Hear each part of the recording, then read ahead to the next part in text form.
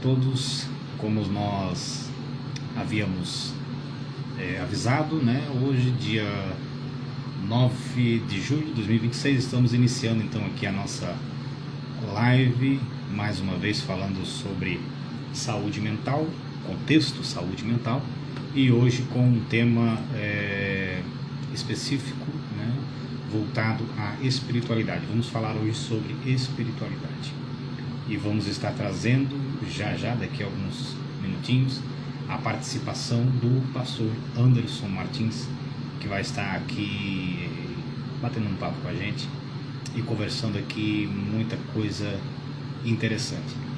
Eu sei que algumas pessoas vão estar acompanhando aqui em simultâneo, outras pessoas vão estar assistindo futuramente, né, porque essa live vai ficar gravada, esse vídeo vai estar aqui gravado e você pode acompanhar então futuramente.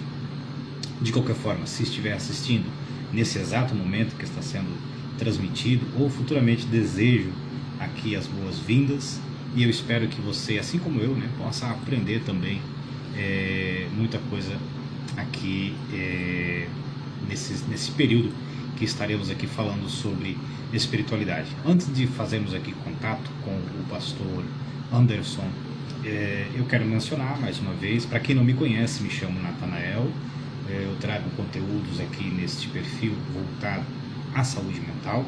Quero pedir, se você ainda não me segue, que possa, né, começar a seguir aí o meu perfil, acompanhar todo o meu trabalho. Isso me ajuda bastante. É um trabalho que eu decidi fazer após um período, uma experiência que eu tive aí com a depressão, e depois de todo o transtorno, toda a trajetória que a gente teve, veio então aí essa ideia, né, essa iniciativa de estar aqui falando sobre saúde mental, trazendo conteúdos sobre saúde mental para ajudar outras pessoas, motivar. Claro que não vai resolver o problema das pessoas, mas pode de alguma forma inspirar em alguma coisa para alguém, né, que esteja passando por algum tipo de dificuldade. E também escrevi um livro, né, o meu livro chamado Sobrevivendo a Mim Mesmo, um livro que eu escrevi contando a minha história, falando sobre depressão, e falando também sobre as formas que eu encontrei para tentar lidar com isso. É claro que é um livro que não traz a proposta de cura, mas traz a proposta de inspirar alguém, né, para pedir ajuda, principalmente os homens que têm um certo bloqueio, né, em relação a isso, uma certa dificuldade em pedir ajuda, muitas vezes até em admitir que precisa de ajuda.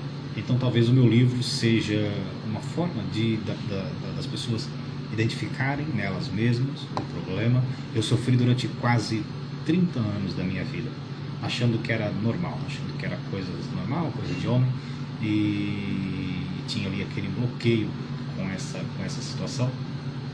Então, até que chegou um ponto extremo, né? E talvez através da minha experiência, daquilo que eu passei, daquilo que eu coloquei no livro, talvez outras pessoas não precisam chegar a sofrer tanto o que eu sofri, né? Sendo que tem alguém que já passou por isso e pode estar. E às vezes também para ajudar você a identificar o problema, né? Às vezes a pessoa está sofrendo, né? Há pessoas que às vezes sofrem, né? E às vezes no seu silêncio, no seu interior, dizem: meu Deus, o que está acontecendo comigo? E às vezes é isso, né? Eu quero aqui agora vamos tentar fazer contato com o pastor Anderson. Eu quero já agradecer aqui de antemão as pessoas que estão chegando. Muito obrigado pela presença de vocês. Espero que possam ficar até o final, né, e aprender muito sobre essa live. Vamos tentar aqui fazer contato com o pastor Anderson. Este é Brasil, olha aí, já temos aqui. Quem consegue me ouvir? Alto e claro, meu amigo. Então, apresentou aqui com o problema.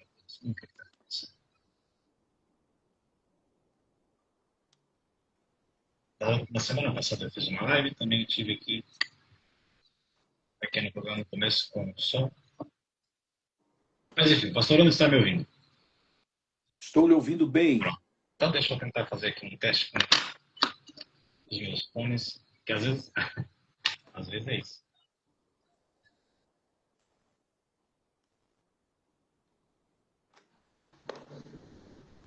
Vamos lá. Eu acho que agora sim. O senhor consegue me ouvir ainda, né?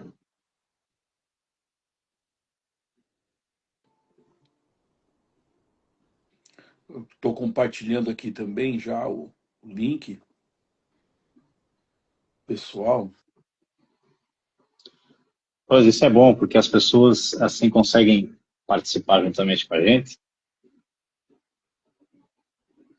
Enquanto, enquanto isso, enquanto isso, eu menciono mais uma vez, Pastor Anderson, que essa live vai ficar gravada, né? As pessoas que não estiverem acompanhando, né? Talvez não vão conseguir acompanhar todas, né? Agora junto com a gente, vão poder estar acompanhando futuramente. Mas, enfim, Pastor Anderson Martins, em primeiro lugar, eu quero dar as boas-vindas ao senhor, quero agradecer por ter aceitado o convite, ter disponibilizado aí uma parte do seu tempo para estar hoje aqui com a gente, falando sobre espiritualidade de uma forma geral, né, dentro do nosso contexto aqui da saúde mental, mas hoje falando, né, sobre a espiritualidade. Antes de nós entrarmos aqui no nosso assunto, né, eu queria abrir aqui o espaço, porque acredito que algumas pessoas talvez não conheçam o pastor Anderson, né, deixar o espaço para o senhor se apresentar e falar um pouquinho sobre o trabalho que o senhor faz, enfim, se apresentar para que as pessoas possam lhe conhecer. Muito bem, querido.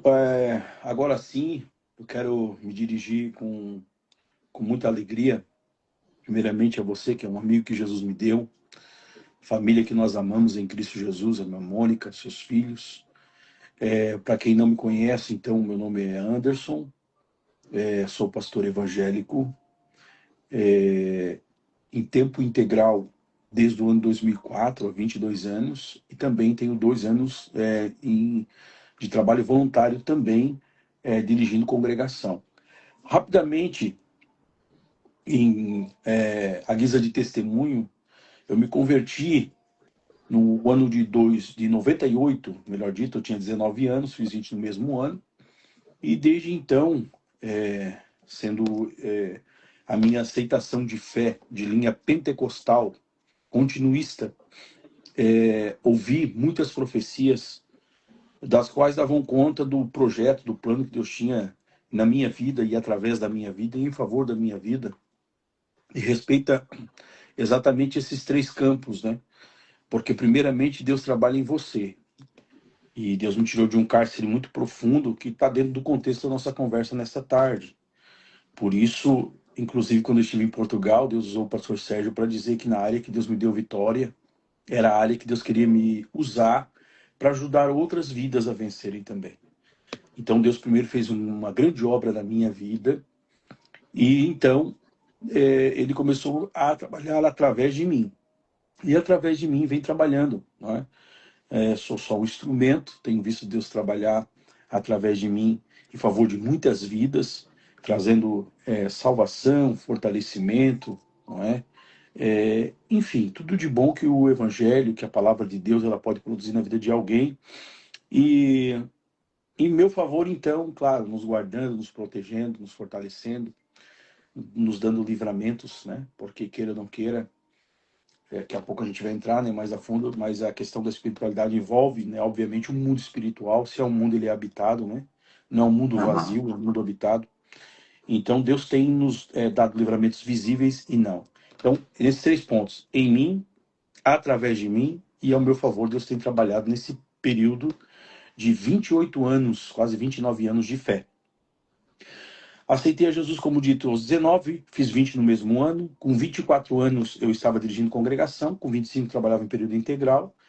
E hoje, depois de ter passado em alguns lugares, pastoreando aqui no Brasil, especificamente Santa Catarina, nossa convenção, na minha cidade natal, que é Uruçanga. Fui até o oeste do estado de Santa Catarina, Concórdia, Itá, Ceará. Após, desci para o litoral, que né, aqui o litoral composto nas cidades de Imaruí, Maracajá. Depois fui a Santa Rosa do Sul e Sara, não é? E depois de Sara, estou há quase 7 anos aqui em Balneário Camboriú. De repente, alguns amigos que vão nos ouvir, né, estão alheios a essa cidade, mas só para constar. Atualmente, então, estamos em Balneário Camboriú, né? Em todo esse tempo que Deus trabalhou por mim, uma das coisas que Deus fez a meu favor foi me apresentar aquela que hoje é minha esposa, mãe dos meus filhos, não é? E estamos aí juntos, fazendo a obra do Senhor. Tem um detalhe que eu creio que, em relação a ela, que em dado momento, um momento oportuno, a gente vai falar sobre. E estamos vencendo. Estamos aí lutando, vencendo e servindo ao Senhor, atualmente, como dito, em Balneário Camboriú, já há quase 7 anos. Né? Um ano e 8 meses numa primeira congregação e agora 4 anos e meio numa segunda congregação do bairro Nova Esperança. Pastor Anderson, que mencionou aí as cidades de Maracajá e Sara, por acaso, né, para as pessoas que estão assistindo, a gente sabe que tem pessoas que nos acompanham que são de vários locais do Brasil, mas também há pessoas daquela região. Eu conheci o pastor Anderson em Sara, né, que era a minha terra natal, mas nasci em Sara, passei uma pequena parte da minha infância e depois eu fui para essa cidade, Maracajá. Não chegamos a nos conhecer naquele período, porque na altura que o senhor esteve lá, eu acredito que eu já tinha voltado, né, para a cidade de Sara, e foi onde lá nos conhecemos, né, e ali criou ali um vínculo. Na semana passada, quando eu fiz aqui uma live, aliás, na outra semana, não sabe, eu havia feito aqui uma live com uma psicanalista que teve aqui, estivemos debatendo sobre o assunto de violência doméstica, e ao fim da live, quem assistiu, né, certamente vai lembrar, eu havia mencionado que estava com desejo, né, de trazer o senhor aqui para a gente conversar sobre o assunto de espiritualidade, e mencionei, né, do período em que o senhor esteve aqui com a gente, quando tivemos aqui um evento, né, aqui em Portugal, e tivemos aí o privilégio de poder, né, ter o senhor aqui conosco, nos acompanhando, aliás, aqui nos prestigiando, né, com a ministração no evento que foi feito. Enfim, são aí coisas que vão acontecendo e que vão ficando registros, né, vai criando histórias, né, para o futuro. Agora, o senhor falou sobre a sua história de vida, claro, né, tem aí uma história grande, mas depois o senhor falou sobre a vida pastoral. Como é que é essa luta, né, essa lida de ser um pastor? Porque a gente sabe que eu acredito que tenha muito aprendizado, conhece todo tipo de gente, todo tipo de pessoa, né, acaba se envolvendo em muito compromisso, mas para o Anderson, não o pastor Anderson, mas o Anderson, né, o homem que depois que tira o terno e chega em casa e diz assim, agora estou na minha casa. Como é que é essa sensação? Como é que é essa função de ser um pastor, de se preocupar com as pessoas? Como é que é isso na prática? Bom, como eu iniciei falando, não é que vai acabar, digamos, servindo de regra, né, para responder as tuas perguntas. E também, deixa eu só também, né, dizer que aquele ano em que Deus nos deu o privilégio de irmos até Portugal, né, na região do Algarve, aí em Loulé, foi um ano maravilhoso, foi um presente que Deus me deu de estar aí conhecendo alguns irmãos, né, vendo vocês, né, foi muito maravilhoso. Até hoje eu comento que aquele ano foi especial, porque ainda coincidiu com o meu aniversário, né? Então foi muito Foi, bom, foi muito exatamente. maravilhoso. Foi maravilhoso. Natanael, o que acontece? É muito difícil, né, para quem verdadeiramente tem uma chamada, eu não estou me colocando como melhor que ninguém quando eu faço essa observação, de você separar, sabe? O homem e o pastor, né? É algo que é muito difícil separar. É claro que a gente procura fazer isso, até porque a gente tem família. E a minha família ela também envolvida na obra. Eu tenho 2 filhos, como você sabe. Sim. O Eliabe, que é o mais velho, né, tem 26 anos, vai fazer agora esse mês. O Eliezer, que é o mais novo, tem 20 anos. Então, às vezes, a gente até, justamente para separar, né, que eu acho que é a única coisa que eu devo é pai e pastor, não é? Então, às vezes, aqui está falando pai, aqui está falando pastor. Tanto que os meus filhos, quando recebem uma oportunidade da igreja, eles me saúdam como sendo pastor. Agora, se é uma ocasião, digamos, né? É uma ocasião que seja de algum tipo de homenagem, alguma coisa, então eles se dirigem como ao pai, né? Mas eu creio que a vida do pastor ela tem que ser uma vida só, não é? Se é que foi que eu entendi a tua pergunta. Sim, Ela, sim, sim. é claro que a questão da formalidade, né? A questão do linguajar muda. Aqui a gente brinca, aqui a gente, de certa forma, relaxa, né? No bom sentido, né? Porque Uhum. a santidade de Deus ela não pode ser ferida em nenhum momento. Então, o pastor tem os seus bastidores, né? O secreto do secreto. Mas é bem difícil, assim, a gente, é, digamos, esquecer que é um pastor e, de repente, se achar como uma pessoa normal. Que há uma anormalidade Sim. extraordinária, uma normalidade gloriosa que envolve a vida do pastor, né? E isso tudo vem do Senhor. Então a gente procura, claro, obviamente, né? Houve um tempo, confesso, que nós precisávamos, por conta de algumas situações que fazem parte do contexto eclesiástico, sempre procurar blindar os nossos filhos enquanto criança, por várias razões, né? E então a gente não dissimulava, não é isso que eu estou falando, mas procurava de alguma forma, de uma forma inteligente, responsável, blindar os nossos filhos quanto às questões que verdadeiramente são questões de adultos e questão também que poderiam de alguma forma também desmotivá-los em sua fé, não é? Então, cada tempo um tempo, mas reiterando, aonde eu vou, sou pastor. Eu vou fazer, até confessar, né? Às vezes eu vou brincar de bola com meus jovens, por exemplo, da igreja. Mas eu continuo sendo pastor, não sou jogador de futebol. Uhum. Eu continuo sendo, eles têm um respeito. Então é o seguinte: dominei na grande área, ninguém encosta em mim, eu tenho que fazer gol, porque senão é disciplina. É claro que eu estou brincando, né? Mas é isso. Mas quando vai jogar bola, leva a camisa da Argentina alguma vez ou não? Não, mas também não vou de terno. Não, Aí é mais complicado. não, não. Agora, mas o senhor estava falando ali a respeito dos seus filhos, né? Que por acaso a gente conheceu, principalmente o Eliezer, que era bem pequenino quando eu conheci ele, né? E é nessas horas que a gente vê, nossa, como o tempo passa, né? Enfim, passa muito rápido. Eu imagino como tanto deve ser, em muitos momentos, difícil ser um pastor. Também entendo que deve ser difícil para eles também, muitas vezes, ser filho de pastor, né?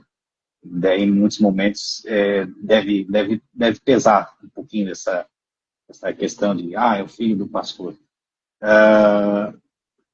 Agora, sobre o nosso tema, já quero entrar aqui. Da outra vez que eu fiz a live, eu falei a mesma coisa. Eu sou um bocadinho incompetente, sou obrigado a fazer uma cola para mim poder lembrar aqui as coisas Mas que eu isso quero. não é incompetência, não. O provérbio chinês diz que a letra mais apagada do lápis é mais fiel do que a mais aguçada das mentes. Então, é uma Olha só. anotação. Esse é um provérbio chinês. É. Eu vou ter que anotar isso. Ah, agora sim, falando sobre saúde mental, né? Em certas situações existem preconceitos. Hoje, né, até no começo da live que eu estava falando, principalmente os homens, né, principalmente homens, têm assim uma certa dificuldade, muitas das vezes, de entender ou aceitar, né, que às vezes a nossa mente, né, também tem a sua saúde, precisa ser cuidada, né, precisa ter um cuidado. Vou trazendo aqui para o assunto, por exemplo, da depressão, né, que muitas vezes tem pessoas aí que estão num ponto assim, né, não não consegue admitir. Mas também a gente entende que tem também esse lado, né, essa questão do espiritual, que também precisa de uma atenção, né? Então, em termos de perguntas, né, dando aqui uma introdução, eu tenho sempre uma teoria, né, ou aliás, acredito que seja até uma lógica, que toda pessoa que crê em alguma coisa, ele precisa ter uma base para a sua crença. No caso, né, dos cristãos, a sua base de fé é a Bíblia Sagrada, né, a Palavra de Deus, se eu não estiver errado. Então, baseado nisso, que eu acredito que é de onde o senhor vai trazer essa resposta, de onde surgiu, ou qual foi o momento da história que iniciou aqui essa ideia de religião, religiosidade, espiritualidade? Em que momento que consegue se entender, né, que isso começou a se formar? Eu penso o seguinte, nós vamos ter que partir, eu acredito, da própria semântica, né? Da própria definição da palavra. A palavra religião, no latim, é religare, ou seja, religar. Se a gente partir desse princípio, a gente vai entender que a religiosidade, ela inicia, a religião em si, ela inicia quando o pecado entra no mundo, através de Adão, porque até então havia uma ligação. Deus criou o homem perfeito, imagem e semelhança de Deus, como a gente sabe, estabeleceu para o homem limites, os limites foi quebrado, então, né, por um homem entrou o pecado, como diz a palavra do Senhor, no mundo, e a partir do momento que essa ligação é quebrada, faz-se a necessidade de um religar, não é? Ligar de novo, não é? Então, a partir disso, essa expulsão do jardim e tudo mais, né, que envolve ali, que foi muito mais um golpe de misericórdia de Deus para com o homem do que propriamente um ato de punição, né? Não vou entrar no mérito, mas você sabe do que eu estou falando. A partir daí, o homem começa agora, tudo é questão de decisão. Tudo é questão de decisão. Como o homem decidiu e escolheu, mesmo tendo o conselho proibitivo de Deus, o homem escolheu fazer o que Deus, né, disse para não fazer, tudo passa a ser a questão de escolha. Então, a religião que eu vejo, a busca pelo religarem, pela comunhão com Deus. A gente vai ver, eu estou falando de história bíblica e dos primórdios, né?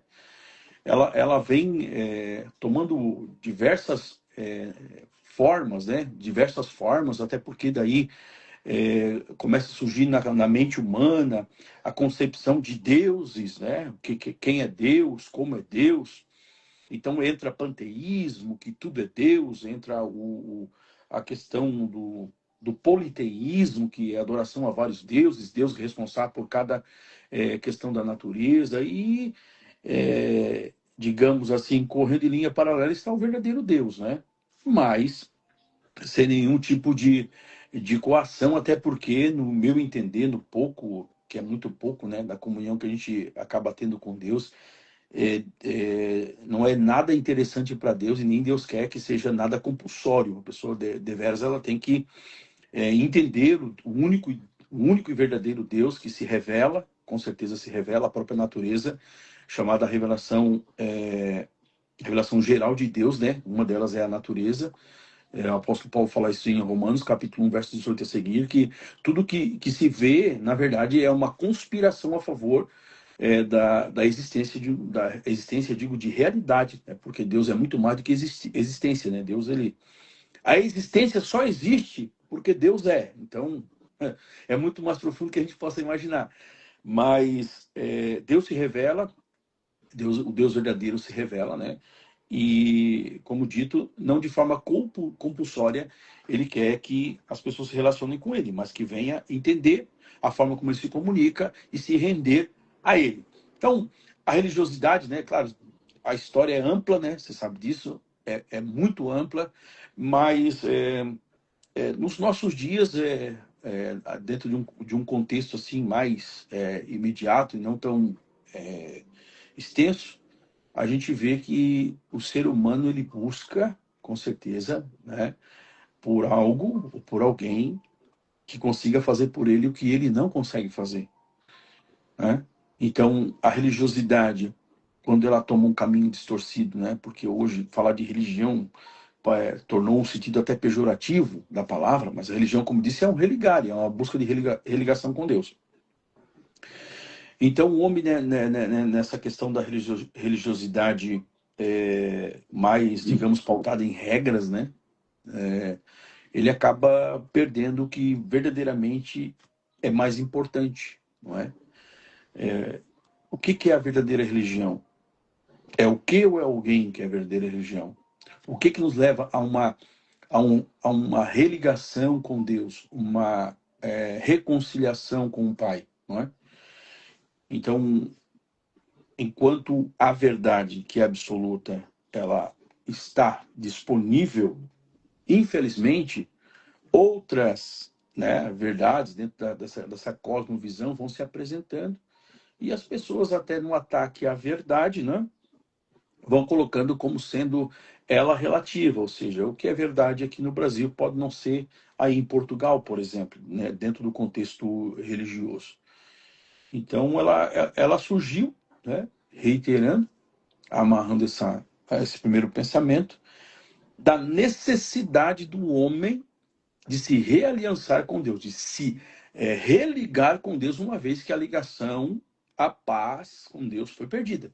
Ela foi perdida no Éden. Então, desde então, recapitulando, o autor sagrado diz que todos os homens, na verdade, eles pecaram e destituídos estão da glória de Deus, né?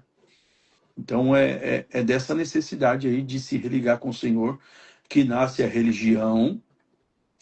E a religiosidade, aí sim, né? Que a gente daí precisa entender e admitir, porque está dentro ali das perguntas, né? Se a espiritualidade é alimentada por regras, né? O problema é esse. É quando a regra toma o lugar da essência. Aí é um problema. Passa a ser um problema. Aí começa a gerar, ou pode-se dizer, pode-se gerar até polêmica, né? O senhor estava falando sobre a religião, justamente devido a, como é que se diz, a quantidade de ideias que surgiram por aí. Hoje tem até um ditado que se diz, né, que são três coisas que não se discute, futebol, política e religião, né, justamente pelas inúmeras ideias que têm surgido por aí. Agora, uma dúvida ali para as pessoas que estão nos assistindo, certamente, né, pode surgir esse tipo de pergunta. O senhor mencionou a palavra destituídos. Quando se diz destituídos, né, o homem pecou e passou a ser destituído da glória de Deus, qual é o significado desse termo, destituído? Tem a ver com separação, alguma coisa do tipo? Porque ele foi criado para a glória de Deus, certo? Então, por exemplo, ou você pode, para simplificar, você pode levar isso para qualquer campo, né, instituição. O plano de tal foi instituído em determinado cargo, ele foi colocado ali, não é? Ele foi posto ali. E quando fala ele foi destituído de um certo cargo, quer dizer, ele foi tirado, não é? Ele foi descontinuado da glória. Então, ser destituído tem a ver com ter perdido algo que Deus lhe deu, né? Que é no caso, nesse sentido, viver para a glória de Deus, de glorificar a Deus, né? Esse é o propósito do homem na terra, viver para glorificar a Deus. Alguém diz, o homem nasceu para cantar para Deus. Não, Deus para cantar tem os anjos, não é? O homem, ele foi criado, né, para a glória de Deus, para glorificar a Deus, né? Para exaltar esse Deus maravilhoso que é o Criador de todas as coisas. Então, foi descontinuado, perdeu a condição, né, de ser imagem e semelhança do Senhor, ainda que, não vou entrar no mérito, né, mas a imagem e semelhança de Deus, ela continua no homem em alguns aspectos que o diferem, por exemplo, do animal irracional. Porém, ela está, de certa forma, ela está distorcida no homem, né? Ela está distorcida no homem.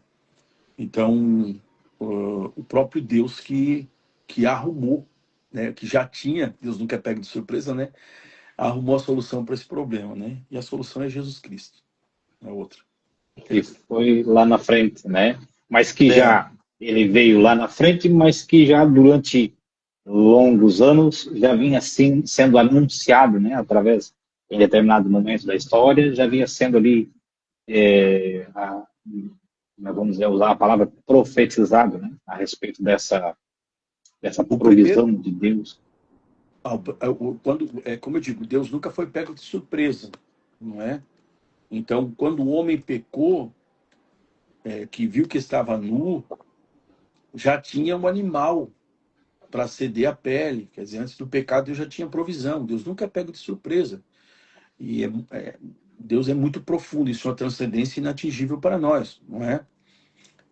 Mas graças a Deus que ele é imanente também e se revela, né, a nós. Então Deus nunca foi pego de surpresa, sempre Deus, ele tem um plano, né, um plano maravilhoso, e com certeza ele jamais vai perder o controle, jamais ele vai se perder de seus propósitos, porque ele é soberano, ele é santo, ele é todo poderoso, a ele a honra e a glória para Agora, sempre. só nesse pedacinho aqui, se a gente for começar a esmagar e tudo isso que está sendo falado aqui, o assunto vai ampliando cada vez mais, né? Uhum. Agora, quando o senhor fala assim, o homem viu que estava nu, em que sentido é essa nudez? Se ela for um sentido de um símbolo, essa nudez está até hoje? Ou realmente era uma nudez assim, olha, estou sem roupa?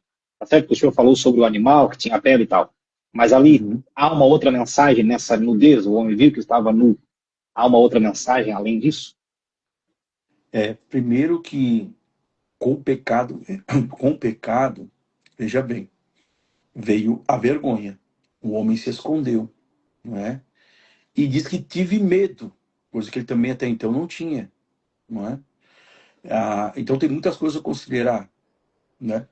E aí a gente já começa, dentro da nossa conversa e a proposta que ela tem, religiosidade, saúde mental, a gente já começa a entender quem está verdadeiramente por trás daquilo que muitas vezes é denominado como patologia. Não estou dizendo, não estou negando, estou dizendo que Sim, existem sim. situações e situações, não é? Então, medo, vergonha, fuga, não é? E a nudez em si é exatamente essa. Tem o sentido que eu creio, né? Que eu também entendo que existem correntes teológicas que não creem como literal, nem Éden, nem Adão, nem serpente, nem ninguém. Eu entendo a literalidade como literal texto, eu entendo assim, não é?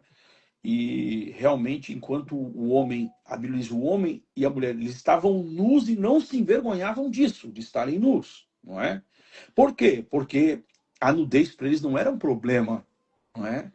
É mais do que uma questão, é como fosse uma questão de cultura da inocência. Se a gente parar para pensar hoje, por exemplo, tem algumas culturas, principalmente africanas ou indígenas, que, por exemplo, a mulher, se não totalmente, mas, por exemplo, da cintura para cima, não usa nada. E para eles é uma coisa muito normal, não tem problema nenhum, não é? Moçambique tem muito isso. Então, então, uma questão, né, de consciência ali. Então, essa nudez literal que teve que ser coberta. Primeiro, o homem, né, tenta fazê-lo com folhas de figueira, onde muitos querem depreender, na literalidade do texto, na questão da botânica, que fruto seria esse. Então, alguém acredita a partir daí que seria figos, porque a própria árvore deu fruto e deu. Mas não estou entrando nesse mérito. Mas folhas de figueira fez aventais. E o que vai acontecer, né? Qualquer folha, qualquer galho fora do seu caule, né, o caule por onde passa a seiva bruta elaborada, que mantém ela verde, que mantém ela viva, o que vai acontecer? Vai secar. Então quer dizer Vai que ser. todos os meios humanos e até inanimados, vegetais, não poderiam de forma alguma acabar ou apagar, esconder a nudez do pecado, a não ser uma árvore que não se sabe qual era, que ofereceu o seu caule, e a outra também, que então, de forma vertical e horizontal, formaram a cruz. Aí tudo bem, daí já é outra conversa, né? Mas não folhas. E a Bíblia Sagrada diz então que o Senhor, ele mesmo, foi o primeiro a sacrificar, não é? A morte entrou no mundo por um homem, não é? E interessante que o Senhor foi o primeiro a sacrificar, porque ele pegou um carneiro, ele pegou pele, se ele pegou a pele tem que, não é? Sacrificar. E é claro que tudo apontando para Cristo, né? Que é o único que pode realmente, verdadeiramente e de forma completa, cabal e eterna, cobrir a nudez do pecado, não é? Interessante que na vida aqui, ele não pode ser de novo, segundo alguns entendidos, ser coberto com uma vestimenta de glória que cobria sua nudez, não é? Mas ele ficou coberto da nudez, mas ainda com a consciência de que estava por baixo, não é, da pele, havia nudez ainda. Estava ali no deles. Então, querendo dizer com isso que a condição edênica do homem só poderá, não é, ser restabelecida em sua perfeição quando isto que é mortal se revestir da imortalidade, isso que é corruptível se revestir da incorruptibilidade. Isso é uma promessa que a gente está falando aqui, para não confundir quem vai ouvir, né? Já é uma promessa escatológica, que seria chamada consumação da salvação. Isso já é lá na frente, né? Agora, para quem está assistindo, né? Para o pessoal que está assistindo, quero já mais uma vez aqui reforçar, muito obrigado às pessoas que estão aqui acompanhando, estão seguindo aqui nessa linha de raciocínio junto com a gente. Quero pedir também, se alguém ainda não segue o perfil do pastor Anderson, né? Anderson Martim, né? Anderson, a única diferença é que no final não tem o S, né? No Martins, Anderson Martins. Isso, e Anderson Martins. Mas... para acompanhar ali o trabalho do pastor Anderson, né? Enfim, e também quero deixar aqui aberto o espaço para as pessoas, né, de repente até dentro, né, do que a gente está falando aqui, fazer aí alguma pergunta, de repente tem alguma dúvida, alguma coisa. Claro que não vai perguntar quem é que a gente acha que vai ser o campeão da Copa do Mundo, né? Tem que ser uma pergunta que tenha sentido aqui, com o assunto. Agora, a partir dessa questão do Jardim do Éden, da nudez, depois, dali vem a expulsão do jardim, né? Entra aqui uma outra questão que como é que se diz? Vai ter tudo a ver com a questão da fé, né? E também do tema que nós temos aqui, no contexto geral da saúde mental. Passou a ser feito, a partir dali, né, lá do povo do Antigo Testamento, os sacrifícios, né?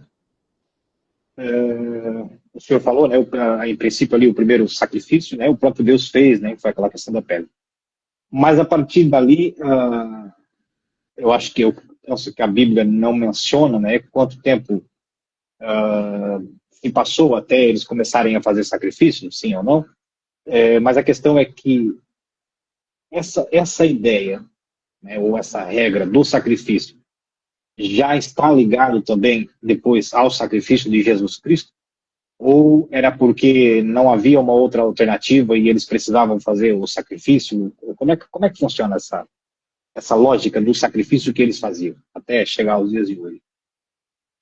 O entendimento bíblico é aquela questão, pela busca do religare, pela busca da comunhão com Deus, não é? Passa-se então a demonstrar, de alguma forma, né? Demonstrar. Então, muito mais do que somente uma meditação subjetiva, mentalizando, com devidas frases de efeito, enfim, não é? Tinha que ser algo concreto, específico, né? E é tão real que, como daí para frente aponta tudo para Cristo, nós vamos, pelo menos que se sabe, biblicamente registrado, né, de sacrifício, a gente vai ver que Abel e Caim, por exemplo, Caim, ele pegou da novidade da terra, não é?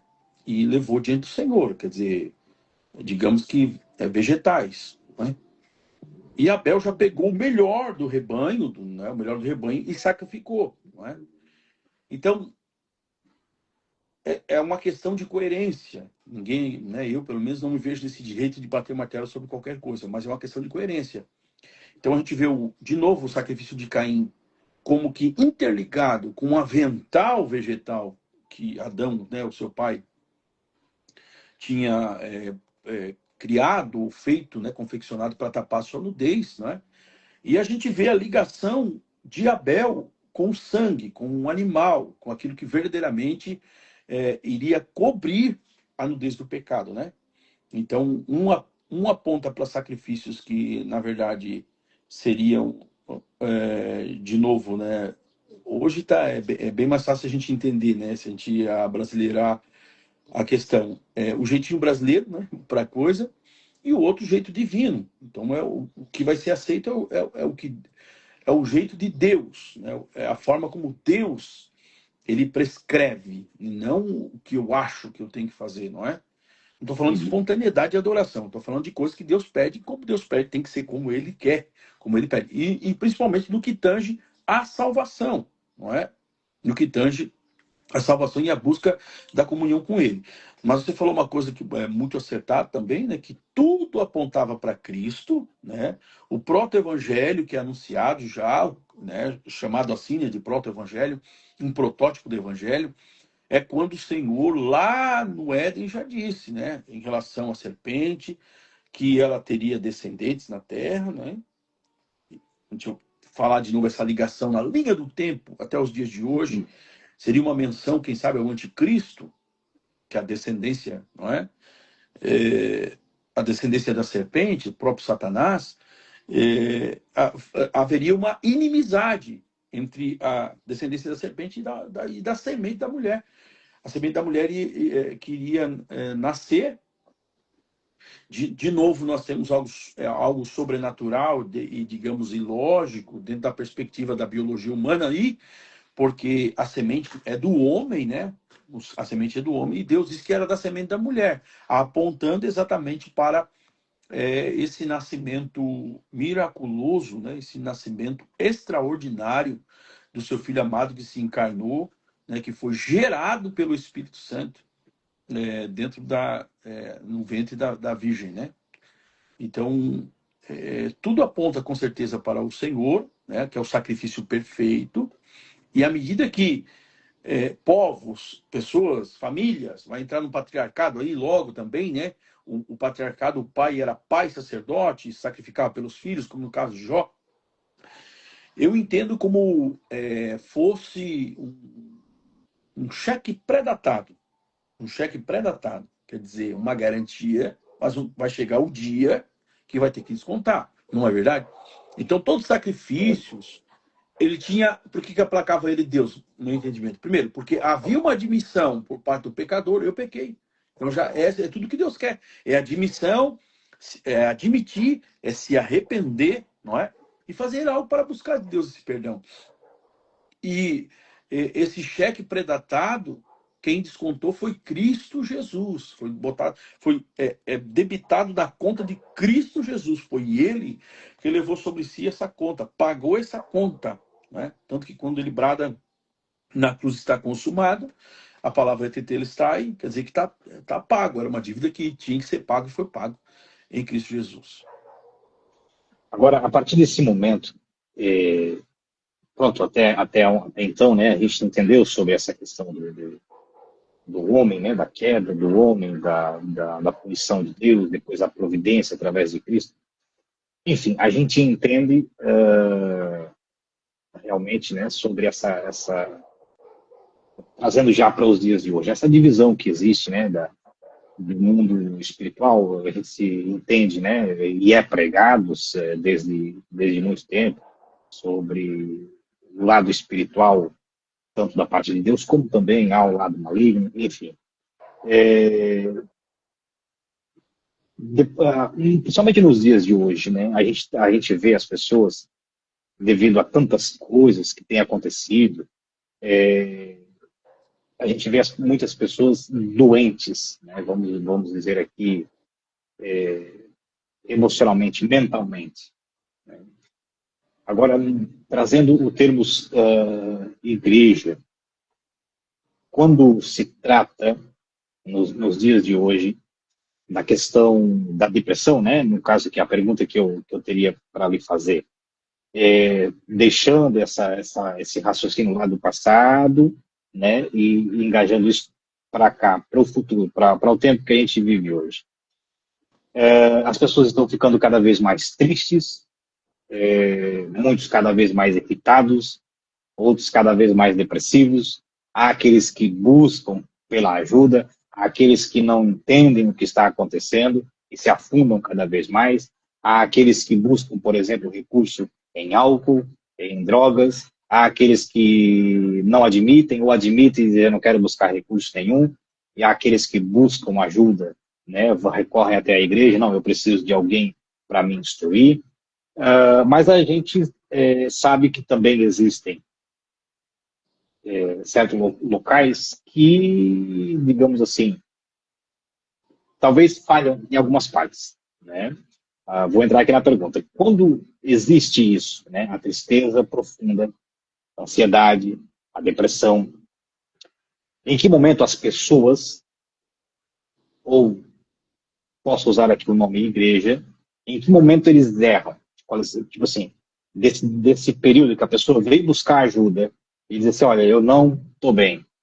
Em que momento que alguém erra dizendo assim, isso aqui é falta de fé, ou então isso aqui é ataque espiritual? Ou seja, em que momento a pessoa erra ao atribuir isso? Não, olha, você está assim porque é falta de fé. Ou então, não, isso é um ataque espiritual, sendo que às vezes não é. Em que momento o senhor entende que essas pessoas erram? Qual é o ponto, né? Eu não sei se eu consigo ser claro aqui na minha pergunta. Qual é o ponto que, não, agora, quando chegou aqui, você errou em classificar o problema dessa pessoa? O meu entendimento, Natanael, é o seguinte: eu creio que tudo na nossa vida ele não pode ter mais que três origens, tá? Humana, maligna ou divina. Você sabia que tem uma tristeza que vem de Deus? Está na Bíblia Sagrada. Que opera o arrependimento. A tristeza pelo pecado vem de Deus, que opera o arrependimento. Então eu penso que, primeiro, não é de maneira nenhuma sábio você definir qualquer coisa como ter um padrão, uma regra. Tudo, na verdade, tudo nesse sentido é relativo. Não é? Tem coisas que realmente poderão realmente ser fruto até de um pecado não confessado, não é?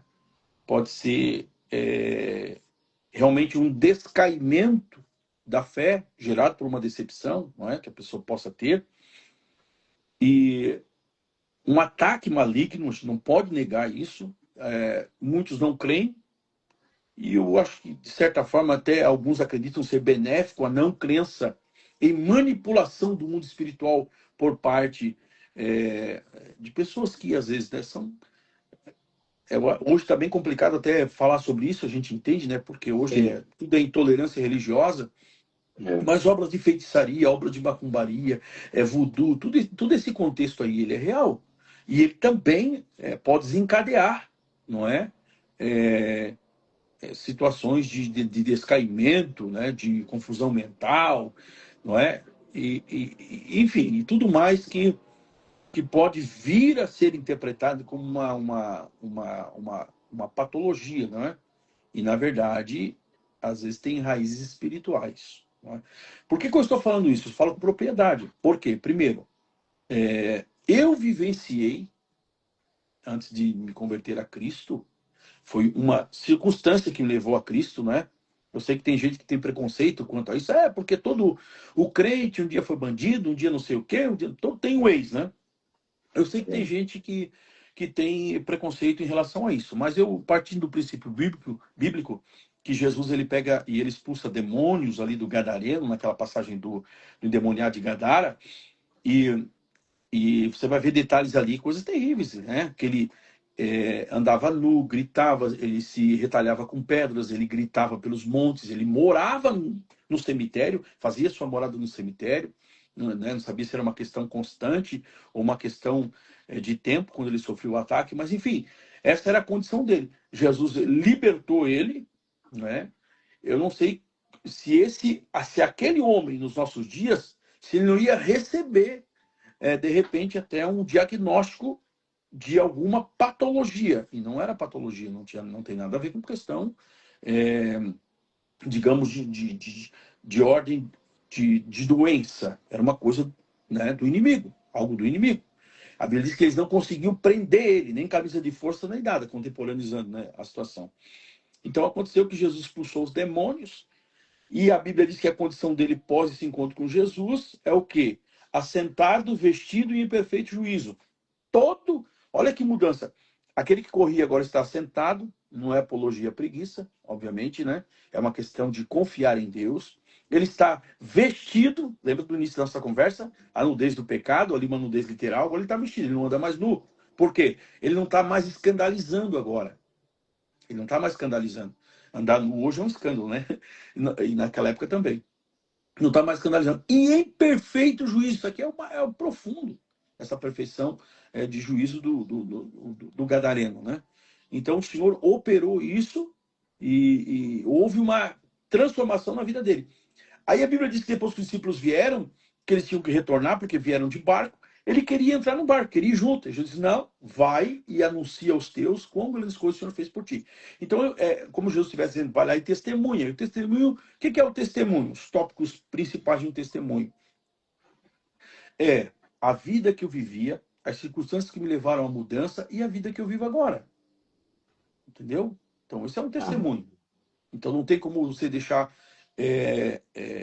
de falar o que Jesus fez. Embora alguns tenham preconceito. Agora, não com sensacionalismo, não com impressionismo, nada disso. Eu falo, digamos, com uma certa vergonha, né?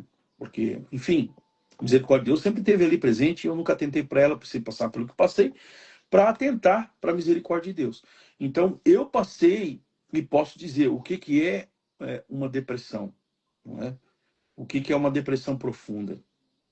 O que é você lutar contra pensamentos intrusivos, coisas terríveis, né? O que é você desmotivado? E quando não são pensamentos intrusivos, é pensamento acelerado, excesso de futuro, como é que vai ser com 18 anos, 17 anos, 18 anos. E eu confesso que quando eu vi que à minha volta todo mundo começou a entender que eu estava doente também, aí mesmo, né? Começaram a me tratar como doente mesmo, aí mesmo que eu larguei ainda mais de mão, né? Só que chegou no extremo que hoje eu entendo, né, que o nosso adversário se aproveitou da vulnerabilidade mental que eu estava vivenciando e tentou executar sua obra, né? Resumido em 3 verbos, em João 10:10, matar, roubar e destruir. Mas eu louvo a Deus que, assim como o inimigo ele se manifestou para matar, roubar, destruir, Jesus ele se manifestou em favor da vida, não é? Então, ele como se manifestando em favor da vida, venceu a batalha. E eu digo com vergonha que eu pus corda no meu pescoço para me matar, tentar suicídio, mas Deus usou de misericórdia, me livrou. Então, hoje eu entendo, eu compreendo o descaimento, eu entendo a tristeza, eu entendo o que é a angústia, não é? Eu entendo o que é o dissabor, não é? Não ter perspectiva de nada, não é? Não ter condições de se levantar, impotente diante das situações. Eu sei o que é, mas eu também sei o que é uma vida que se entrega de verdade aos cuidados do Senhor, crê no poder que Ele tem, não é? E entende que nem tudo é halógeno. Isso aqui é um termo usado pelos psicanalistas, né, pelos psiquiatras. Halógeno é uma situação que está acontecendo contigo provocada pelos outros, tá? Nem tudo é halógeno, tem coisas que são autógenas. A gente mesmo é gerado por nós mesmos. E por mais que alguém num divã vá abrir o coração e dizer que lá na infância aconteceu isso, aconteceu aquilo, eu hoje entendo e reitero, não que eu seja insensível, não, mas eu entendo que o dono da minha história sou eu. O que aconteceu, aconteceu. Aconteceu no passado, ficou no passado, pode afetar algumas coisas no meu presente, mas o dono do meu presente sou eu. E com Cristo Jesus, eu posso vencer. Com certeza eu posso vencer. Não é? A gente vê uma, uma, uma psiquiatria que meio que embala a pessoa no vitimismo, encobre ela, que você não pode confrontar, porque você é insensível. E reitero, não sou negacionista, mas existem muitas coisas que é se posicionar, entendeu? É em Cristo Jesus obter essa força e se posicionar e pegar tudo de repente, um passado triste e negro fez com a tua vida e usar de motivação, né, para vencer em Cristo Jesus. Né? E é nisso que a gente crê. Agora, tudo tem o seu Superação, tempo. né? E agora, assim, tudo tem o seu tempo. Tudo tem o seu tempo, tudo tem o seu momento. Como é que você vai falar algo, né? É porque a Bíblia Sagrada diz assim, ó, que como maçãs de ouro e salvas de prata, assim é a palavra dita a seu tempo. A seu tempo. Então você pode ter uma ótima palavra, mas se ela for dita fora do tempo, não vai ter efeito nenhum, não é? Então, eu acredito que o problema é que às vezes a pessoa está num desespero tão grande que ela vai e vai pedir ajuda para, infelizmente, pra pessoas que não estão preparadas. Aí o que acontece? Aí a pessoa, quando eu falo despreparada, não que ela seja desonesta, mas preparada quanto a essa questão de percepção, sabe? De discernir. Agora é hora de falar, agora não é hora de falar, espera, calma, ganha confiança. E aí a pessoa recebe o impacto, recebe o confronto que ela não quer. E o que acontece? Ela pega e generaliza. Não vou falar com mais ninguém a respeito disso, porque eu quis falar, me chamaram de preguiçoso, que não quer trabalhar, que não tem fé, que isso, que aquilo, e a pessoa vai se fechando, vai se enclausurando naquilo ali. Então, eu acredito no poder que Jesus tem, o evangelho, o único, tá? Não estou falando de religião, estou falando do evangelho. O evangelho se chama Jesus Cristo. O poder que ele tem de lutar e fazer vencer aquele que está guerreando, batalhando pela sua vida, tá? Eu quero aproveitar para dizer o seguinte, a Bíblia Sagrada diz que uma mulher sofreu 12 anos, ali é uma questão clínica, não tem nada a ver com... Claro que também, certamente, a questão mental dela estava mil, Sim. não é? A mulher hemorrágica, a Bíblia não diz? Só que a Bíblia diz que nesses 12 anos, ela gastou tudo que tinha com os médicos. Qual é o ponto positivo dessa negatividade toda que eu vejo? É que uma mulher que, ela, por mais que ela estava na condição que estava, mas ela foi para a batalha, ela foi para o choque, para tentar resolver a sua situação. E ela foi, diante dos recursos que dispunha, a tentar, deveras, resolver essa situação. Ela não se entregou. Ela não se entregou. Agora, quando ela viu Jesus, ela disse, né, certamente está aí a pessoa, se eu ao menos tocar na veste dele, eu tenho certeza que eu vou ser curado. Né? Então, imagina, gastou tudo que tinha, quando a Bíblia fala assim, que ela gastou tudo que tinha com os médicos, quer dizer que ela estava batalhando pela vida. Eu quero dizer a alguém que esteja nos assistindo agora, ou que vai assistir depois, viu? Não desista de lutar. Não desista de lutar. Não entregue os pontos. Quem sabe você está na lona, o inimigo já abriu contagem, não é? O teu adversário parece ser mais forte, não é? Mas tenha certeza que antes do 10, se você acreditar, levantar a sua cabeça, você vai se erguer nesse tablado da vida, da mente, e você vai vencer. Para a glória de Deus, eu tenho certeza disso. Quando o senhor falava a respeito do Gadareno, o senhor falou sobre o fato de que ele andava nu e as pessoas tentavam segurar ele e nada o continha, né?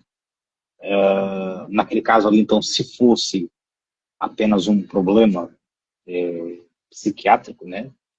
Certamente as pessoas conseguiriam controlar o corpo dele, né? Certamente conseguiriam amarrá-lo, por exemplo, com uma corda e ele ficava ali gritando, mas pelo menos ficava quietinho, né? Nesse caso, tem ali uma evidência de que havia realmente uma força maior que, né, só que porém era maligna.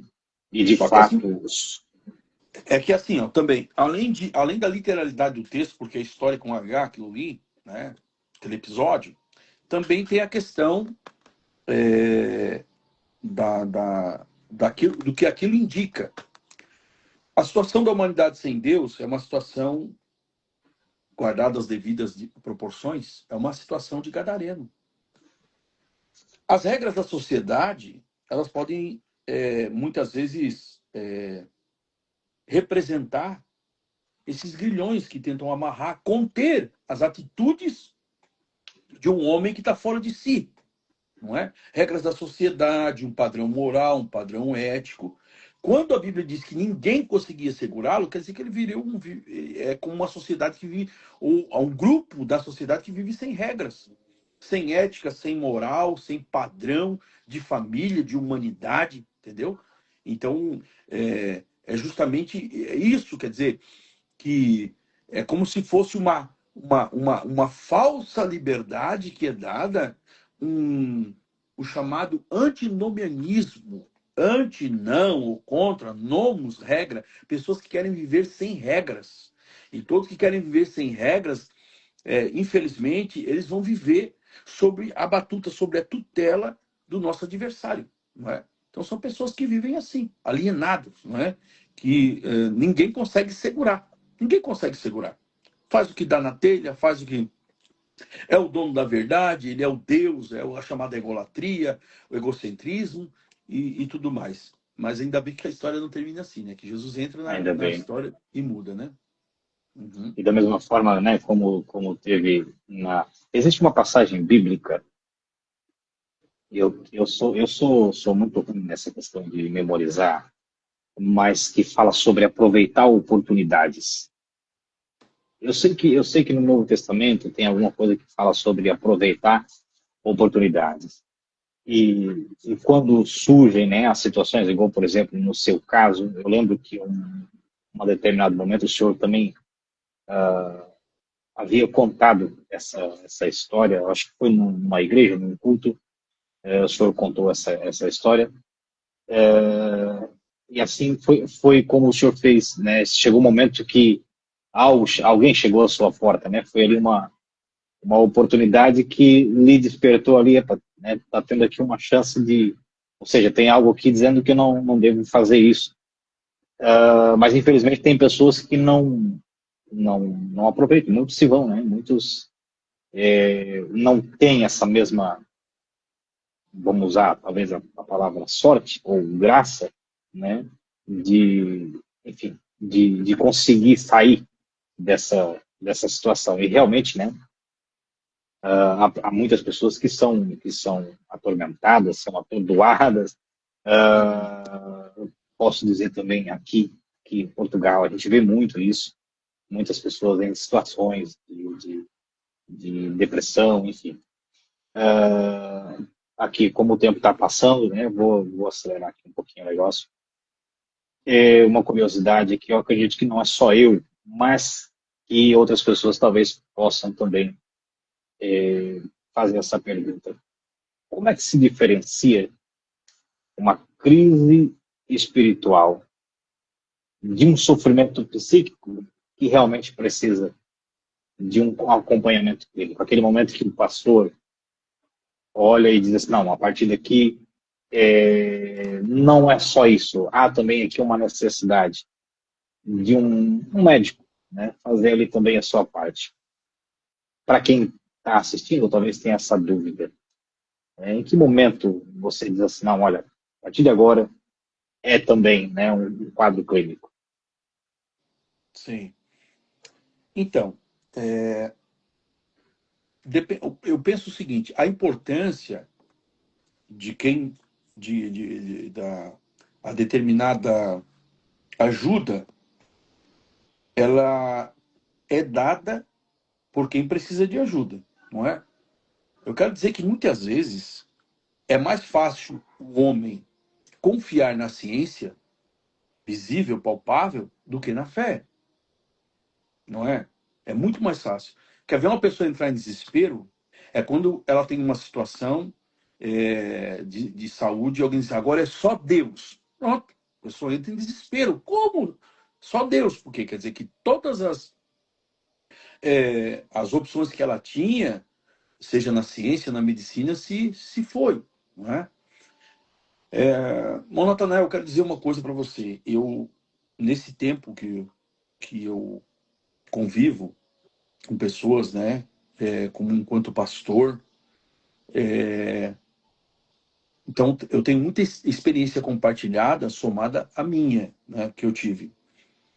Se tem uma coisa, eu iniciei falando ali até sobre a questão de quando, né, volta, digamos, o Anderson e quando é o pastor, eu não vejo a minha chamada como uma profissão, embora que eu já está até catalogada como profissão, ministro eclesiástico.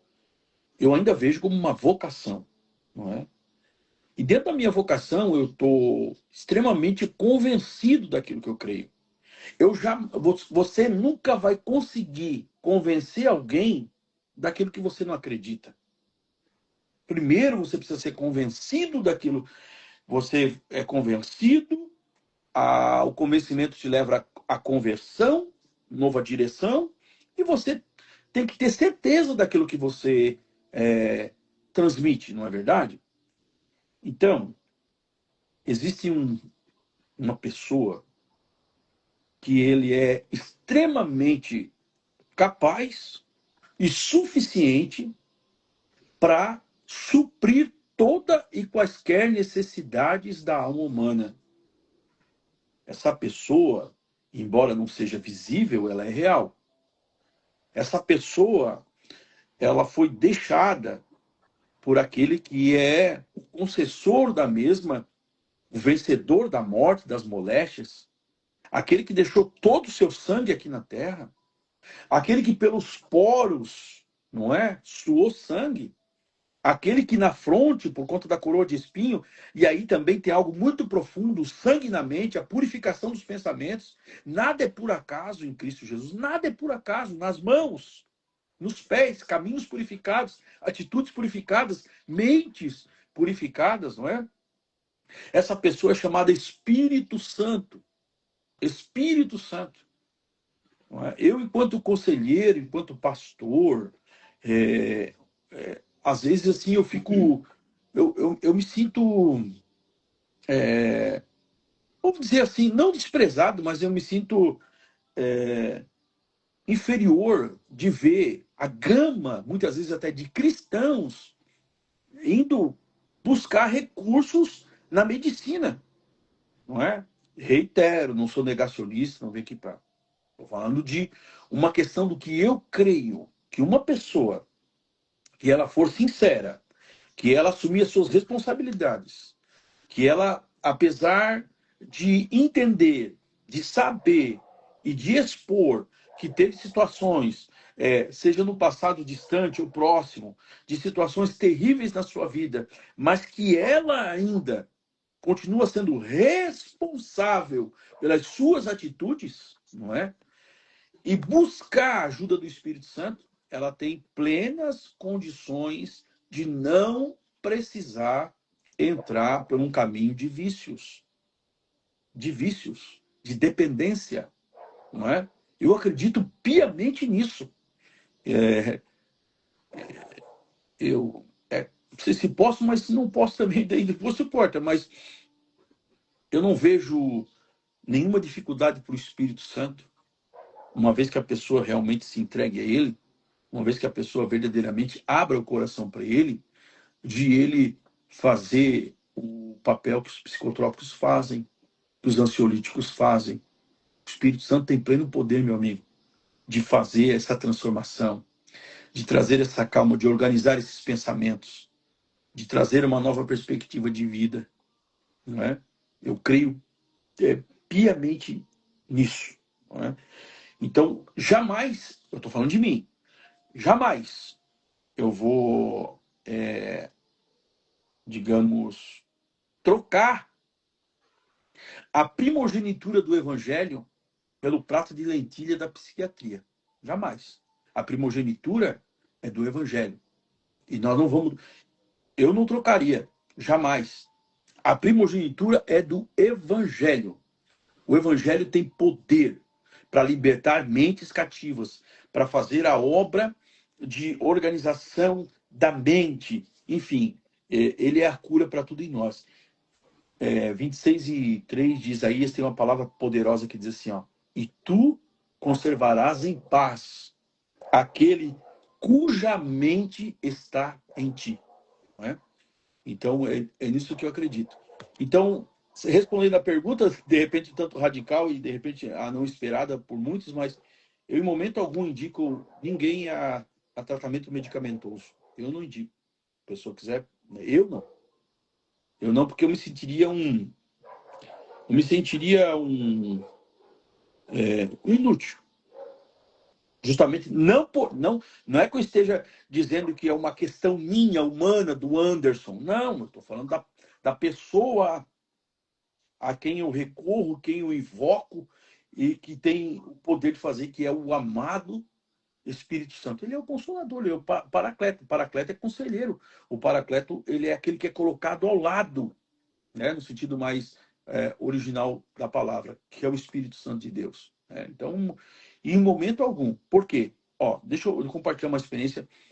Ele não me autorizou, mas é meu irmão, qualquer coisa eu me acerto com ele, seja onde for, nem que seja no fórum. Eu tenho um irmão que nós tínhamos um problema na família com álcool, né? Desde o meu pai. Então, eu já tive irmão de sangue. Um problema meu já foi assim, nunca fui assim tão, né, ligado ao álcool, mas e outras coisas também, né? Drogas, então já também é droga, né? E esse meu irmão, ele frequenta uma instituição que faz um papel, desenvolve um trabalho. Então, meu irmão já faz um bom tempo que ele não bebe mais, graças a Deus por isso, né? Mas ele não dorme se ele não tomar os comprimidos dele. Ele fica transtornado se ele não tiver, se ele não consegue ficar um dia sem. Você está entendendo? Então, o que é pior? Tudo bem, o álcool, a gente não estou fazendo apologia a nada. O álcool, ele é destrutivo tanto para a pessoa quanto para quem ama, não é? Mas eu vejo ele também, meu Deus, o homem perdeu totalmente a sua personalidade.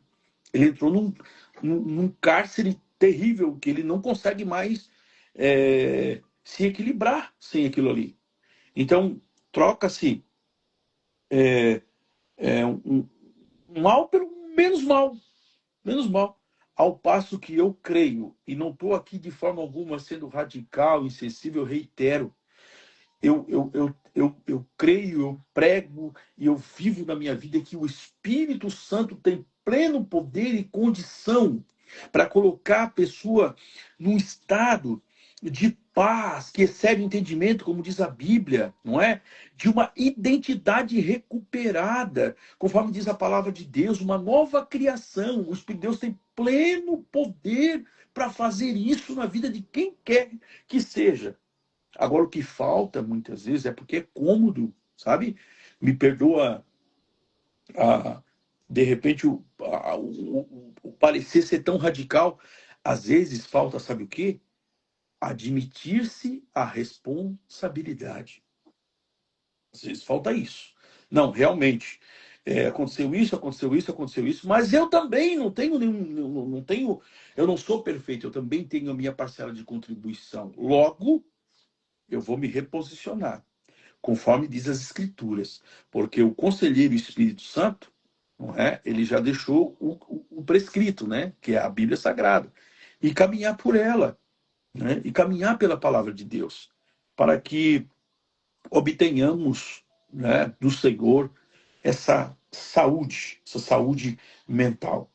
Agora, é claro que a gente tem que admitir que mesmo homens de Deus, e homens de Deus, muito mais homens de Deus do que qualquer um de nós nos nossos dias, passaram por situações adversas, por descaimento. Então, pastor, é pecado? Não é pecado, mas você vai ver que foi temporário. Ninguém morreu disso. Ninguém ficou assim por muito tempo. É só olhar. Ah, mas o Elias, sim, tudo bem. O Elias ficou um tempo, mas foi recuperado pelo Senhor.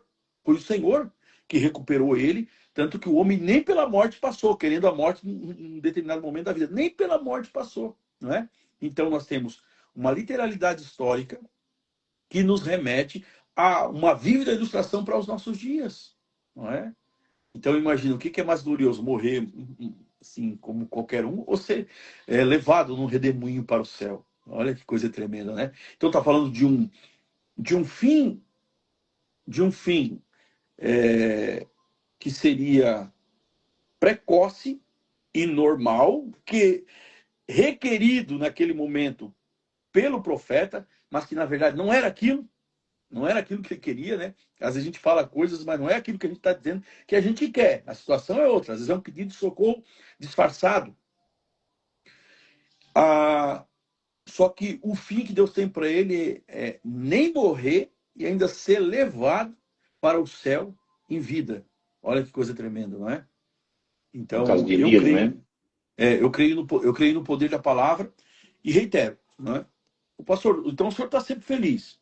Não, esse negócio de que a felicidade se torne uma rotina. Irmão, não tem nem como. Aquilo que é rotina você nem percebe. A felicidade só é percebida porque eu tenho momentos de tristeza.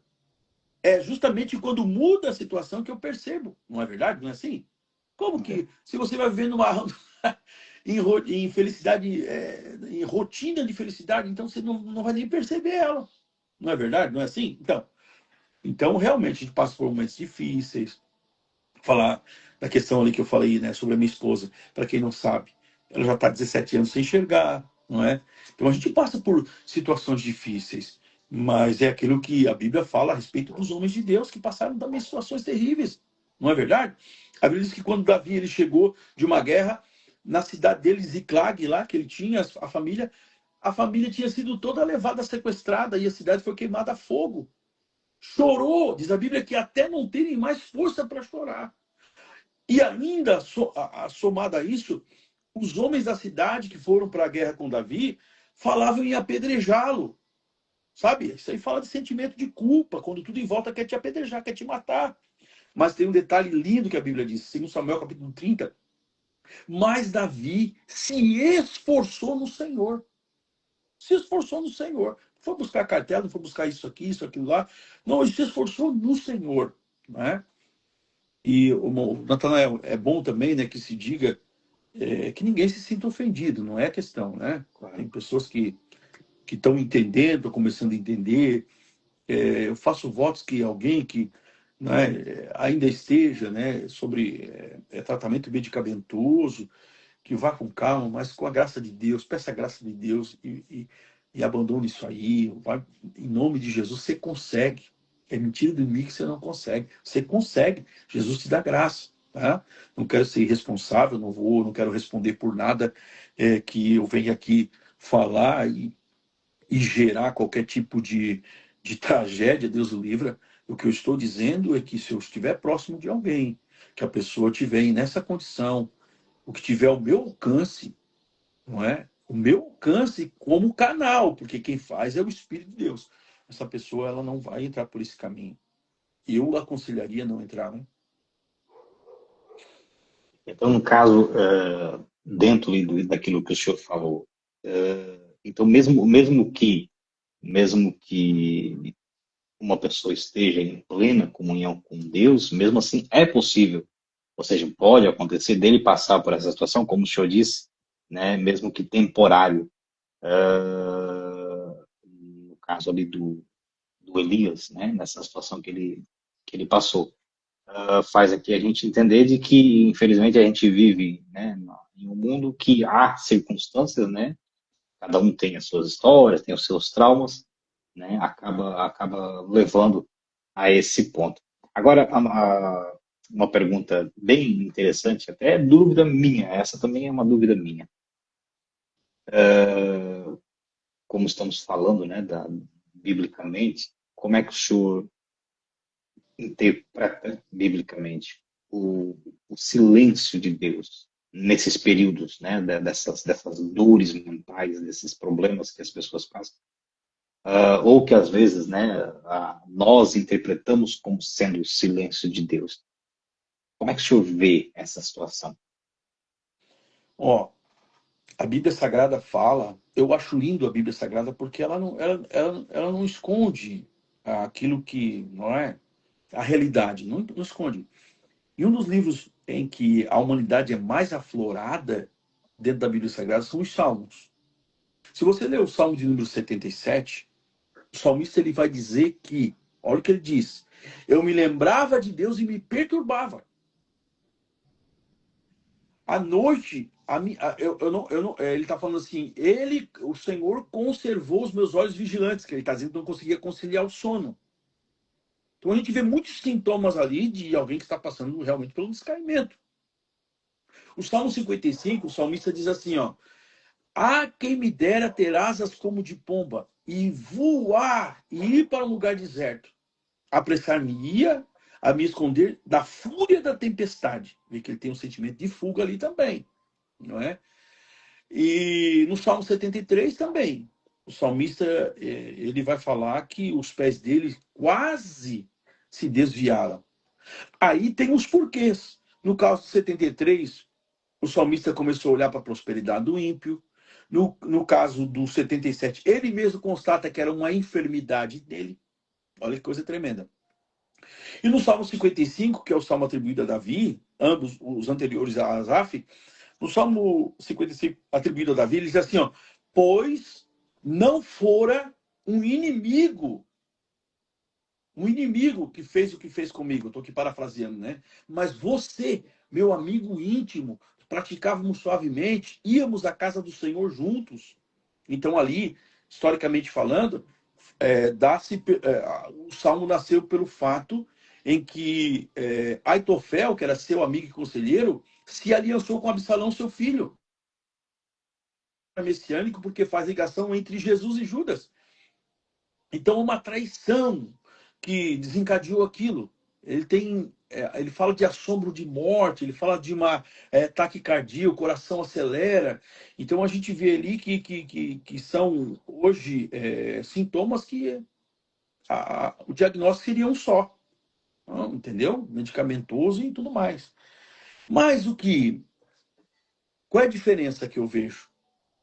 Qual é a diferença que eu vejo? Que eu já citei até anteriormente.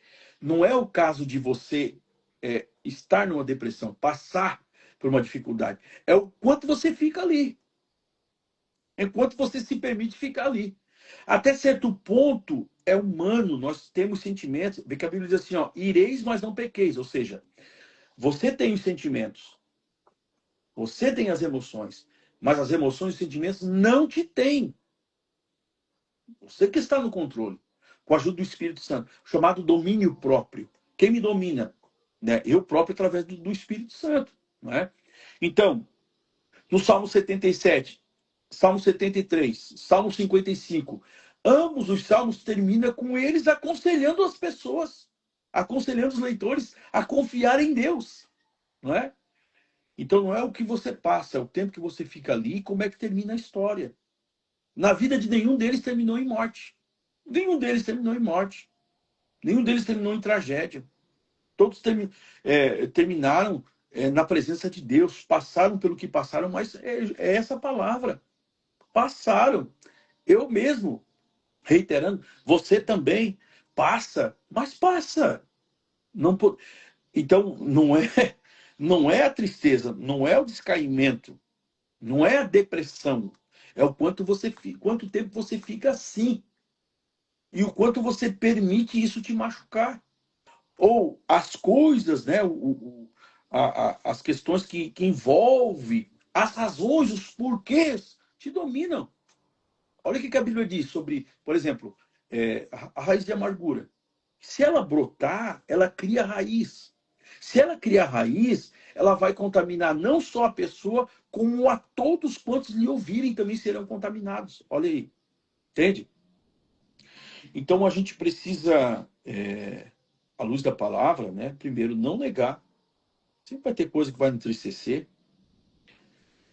Se eu perguntar para ti assim, qual é, hoje, humanamente falando, agora você está me perguntando, eu quero te perguntar, porque eu quero...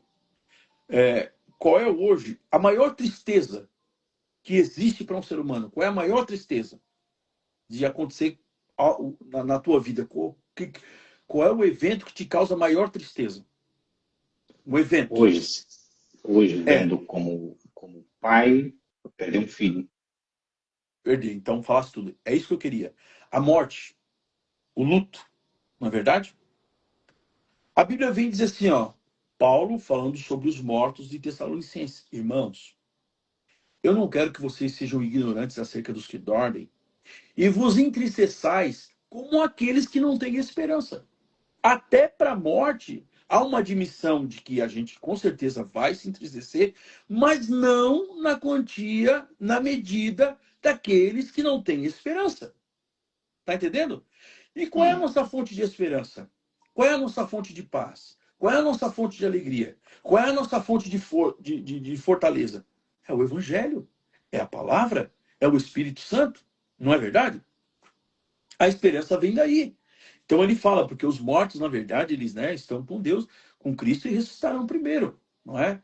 Então, para tudo nessa vida, para tudo que nós enfrentarmos, veja bem, agora me ocorreu agora, isso veio do céu também. Deixa eu dizer para ti uma coisa.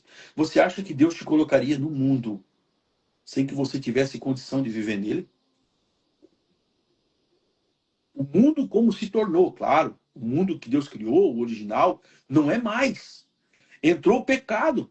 Não obstante, Deus não te daria condição, hoje, principalmente com tudo que ele fez, entregando seu filho, entregando a sua palavra, entregando seu espírito, ainda assim você acha que você não tem condições de vencer nesse mundo? João 16:33, Jesus disse assim, ó, tenho dito isto para que em mim tenhais paz. Que para mim é o maior patrimônio emocional, é a paz, né? É o mais buscado. Quem fuma maconha, fuma para ter paz e fuga, né? Quem bebe, enfim, é paz que a pessoa quer, não é? Tenho dito isso para que em mim tenhais paz. Ele diz assim, ó, no mundo tereis aflições, mas tem de bom ânimo. E agora? Como ter bom ânimo? Nós temos bom ânimo porque Cristo Jesus, ele venceu o mundo. O que vai fazer diferença? Ânimo vem de ânimos, vem de vida, né? A palavra ânimo vem de ânimos, que é vida, ser animado, né? Em contraste com o inanimado, é um ser que não tem vida. Então, tem de bom ânimo, ou seja, tenha vida em vocês mesmos. Eu venci o mundo, Jesus está dizendo, né? Então, nós temos sim, apesar de que está, né, digamos, está cada vez mais difícil, mas eu sempre parto do princípio que, ainda que pareça ser um tanto, digamos, egoísta, sempre tem alguém sofrendo mais do que eu. Eu sei que, de repente, não é uma coisa assim muito de nos apegarmos, porque você olhar para uma situação pior do que a tua, para você em te ter força, não é? É tremendo. Mas então, esqueçamos quem sofre mais do que sofre aqui no mundo e olhemos para o Calvário. Ninguém sofreu como Jesus Cristo sofreu. Ninguém. Então, se nós fizermos do sofrimento de Cristo, a, a métrica, de sofrimento para o nosso sofrimento, meu Deus, nós não sofremos. Nós podemos dizer que a gente não sofre, porque começa dele se despindo da sua glória, tomando forma humana, não é? Como diz a palavra de Deus. Então, se ele se tornasse humano, e fosse o imperador do mundo, já estava de bom tamanho, ele já fez demais, mas não. A Bíblia diz que ele, tomando forma humana, ainda ele foi servo. Mas se ele fosse servo, mas fosse o principal dos servos, não é? Se ele fosse o principal dos servos, então, seria bom. Se ele fosse alguém reconhecido, já estaria bom, porque afinal de contas, Deus já deixou a sua divindade, ele se fez servo, não precisa nem obedecer. Mas a Bíblia diz que ele foi obediente. Mas obediente até quando? E assim vai, obediente até a morte. E que tipo de morte? Não foi um infarto fulminante, não. Foi morte de cruz. Foi morte de cruz, não é? Então a gente vê em Cristo Jesus um modelo de triunfo e um modelo de sofrimento, não é? Então, se a gente olhar para o nosso sofrimento hoje, a gente sabe que a gente não tem sofrimento com base naquilo que Jesus sofreu e também que outras pessoas sofrem, não é verdade? Temos o Espírito Santo, temos conhecimento da palavra, né? E eu reitero, claro, né? Se ele deixar qualquer um de nós, misericórdia.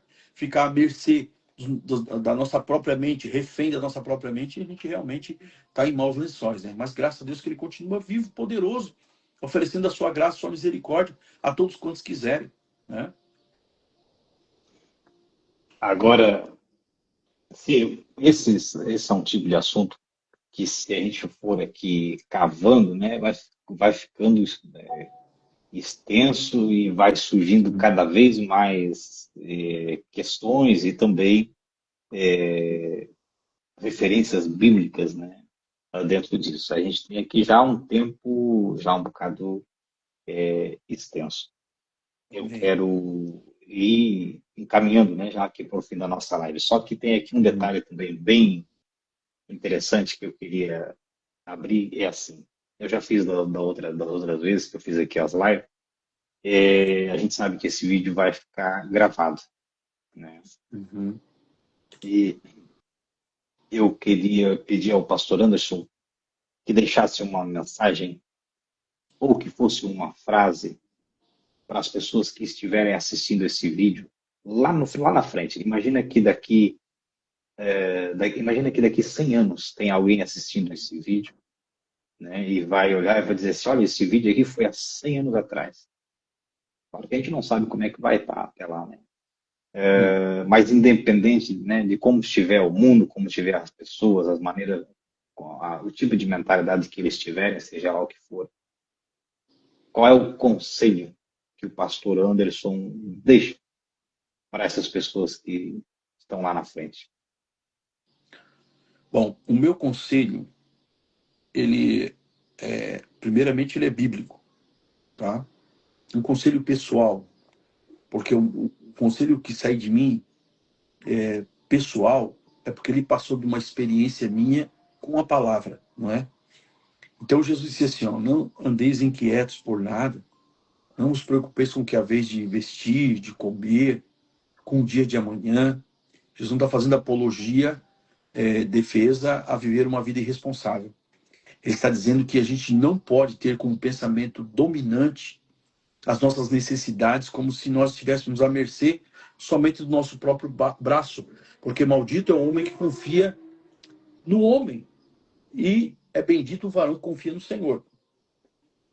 E ele diz assim, ó, olha para as aves do céu, que não plantam, que não colhem, e nenhuma delas vai, parafraseando, né, vai morrer de fome.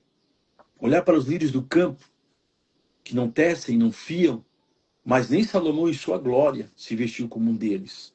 E vós valeis muito mais do que uma ave do céu e do que os lírios do campo. A ave que morre amanhã e o lírio do campo que depois ele murcha, né, e é queimado.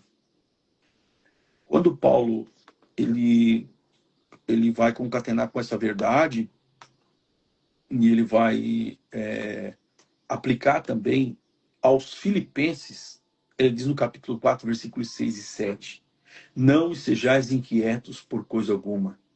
Antes, as vossas petições sejam em tudo conhecidas diante de Deus, pela súplica e com ações de graças. Ele fala assim. E aí qual vai ser o resultado? E a paz que excede todo entendimento guardará os vossos corações em Cristo Jesus. Sentiu um descaimento? Sentiu alguma angústia? Que é o sentimento do vazio, né? Isso aí. Sentiu alguma angústia, sentiu alguma raiva, sentiu alguma coisa que ela não passa? Procura ajuda do Espírito Santo. Conversa com uma pessoa que possa verdadeiramente ser honesta contigo. Não somente alguém que vai te embalar num berço do vitimismo e vai se aproveitar do teu ganho, do teu dinheiro. Mas alguém que seja honesto, sincero, sensível, mas também que te leve ao conhecimento de uma verdade que vai te tirar dessa situação, que vai te arrancar dessa situação, não é? E não somente algo ou alguém que vai ser um paliativo, que vai te se aproveitar da tua situação e te permitir ficar num cárcere emocional, e ali você somente sendo alimentado, mas dentro daquele cárcere, né? A liberdade para você. E conhecereis a verdade, e a verdade vos libertará. Libertará do quê? Viu? O pecado é algo muito terrível. E por trás de muitas coisas que hoje são denominadas como patologia, e dentro de uma logoterapia, de uma regressão, é, acabam buscando lá no passado culpados, não é? Para a situação que a gente enfrenta hoje. Na verdade, tem a palavra do Senhor dizendo: eu sou o dono do meu presente, eu posso buscar em Cristo Jesus a liberdade, deixar de viver cercado por esse sentimento de culpa, ou culpando esse, aquele, o pai, o tio, a avó, e buscar em Cristo Jesus a liberdade. E veja que ele diz assim, ó: e se o Filho vos libertar, sereis verdadeiramente livres. Esse é o desejo do meu coração, o meu conselho. Que Deus abençoe você, Deus abençoe sua família, Deus abençoe Natanael, a Mônica, seus filhinhos, os irmãos aí em Loulé, todos que ouviram, os que vão ouvir, acompanhar essa live. Que Deus abençoe muitíssimo em nome de Jesus Cristo de Nazaré. Eu quero agradecer demais, pastor Anderson, a sua participação, a sua paciência, né, em nos atender, a disponibilidade do seu tempo. E quero, diante disso e dessa mensagem final que o senhor deixou, eu quero pedir aqui às pessoas que estiveram assistindo, isso eu já fiz também das outras vezes, como prova, digamos assim, entre aspas, né, de que chegou até o fim dessa live, comenta ali: se o filho o libertar, sereis livre. É uma frase, né, para, tipo assim, para a Amém. gente entender. A pessoa chegou até o final. Eu desejo sempre que o senhor sempre seja uma pessoa muito abençoada e que continue sempre, né, com essa sua humildade. A gente fala assim, quem nos conhece pode dizer assim: ah, mas ele se conhece. Ok, justamente por isso que eu estou falando isso, né? A gente já conhece já há um bom tempo. E que o senhor sempre continue assim, com essa humildade, e que o senhor sempre com esse, né, sempre admirei o senhor justamente por esse grande conhecimento que o senhor tem, a maneira com que prega, a maneira com que fala, né? Então desejo sempre muita prosperidade na sua vida, no seu lar, seus filhos e agora também os netinhos, né? Que já Isso. estão aí, já está no segundo, né? O segundo netinho, né? Segundo neto, Thomas. O Thomas. É. E por acaso o meu filho, quando a minha esposa estava grávida, a gente estava naquele dilema para decidir o nome. Era um dos nomes que eu tinha falado, né? Apresentado para a gente colocar. Mas por fim, acabou sendo Benjamin. A gente foi conversando, foi chegando num acordo, né? E chegamos a um acordo aí do Benjamin. Não tivemos pergunta, né, das pessoas que nos assistiram. Temos aqui um comentário. Ah, sim, a psicanalista Alessandra Povo, que participou comigo na última live, né? Deus abençoe vocês. Eu quero agradecer as pessoas que estiveram nos assistindo. E mais uma vez, pastor Anderson, muito obrigado. Que Deus abençoe. E se Deus quiser, né, numa próxima oportunidade, podemos estar aqui trazendo outros temas, né, e tendo aqui esse momento, esse bate-papo aqui que foi muito bom, né, vai ficar aqui gravado, tenho certeza que outras pessoas vão poder acompanhar. E se Deus quiser, até a próxima. Amém, meu querido. Deus abençoe você, reiterando aí a sua família, os irmãos todos aí, que possa ter servido de bênção para a vida de cada um, em nome de Jesus. Se alguém tiver alguma dúvida ou alguma necessidade, pedido de oração, pode mandar aí pelo nosso Instagram e a gente vai estar orando pela tua vida, tá? Em nome de Jesus, para Deus abençoar poderosamente a sua vida. Um abraço. Tá certo, então. Fiquem com Deus, todos vocês, e até a próxima, se Deus quiser. Amém.